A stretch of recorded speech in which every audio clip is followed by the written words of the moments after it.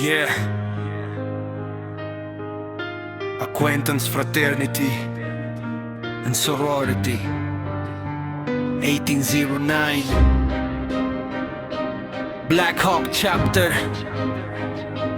Ito ang aming kwento.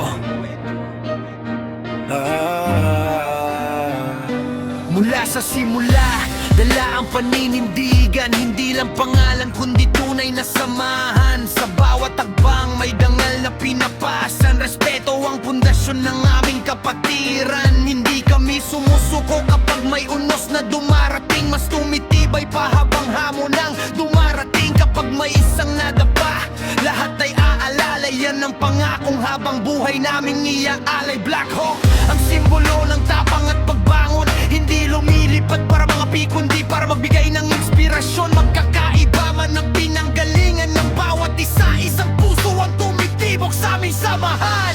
Black Hawk, taas ang pakpak. 1809, hindi uurong sa laban. Acquaintance, fraternity, sorority, habang buhay ang kapatiran. Black Hawk, taas ang pakpak. 1809, hindi uurong sa laban. Acquaintance, fraternity, sorority, habang buhay ang kapatiran. Hindi mahalaga ang estado ng bawat buhay. Ang mahalaga'y may kapatid na laging nakaalalay kapag may problema. Hindi ka nag-iisa, buong chapter ang kasama mo sa bawat laban. Hindi lang sa saya, pati sa hirap naroroon. Hindi lang sa tagumpay, pati sa luhay kasama roon. Dahil ang tunay naglad at sisay, hindi lang sa salita kundi sa gawa, sa respeto at sa malasakit sa kapwa. Black Hawk Chapter, matatag ang pangalan. Hindi basta natitinag ng anumang pagsubok na daraanan. Sa bawat araw, sa bawat panibagong laban, mas lalo naming pinagtitibay ang aming samahan. Kapag tinawag ang Black Hawk, sabay-sabay ang tugon. Isang chapter, isang puso, isang layunin. Black Hawk, mas mataas ang lipad.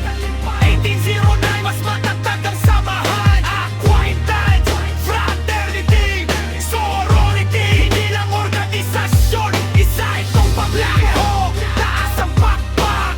1809, hindi uurong sa laban. Acquaintance, fraternity, sorority, hindi lang organisasyon, isa itong pamilya.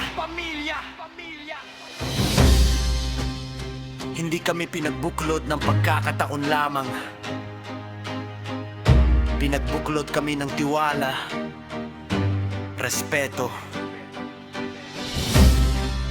at tunay na kapatiran. Acquaintance, fraternity, and sorority.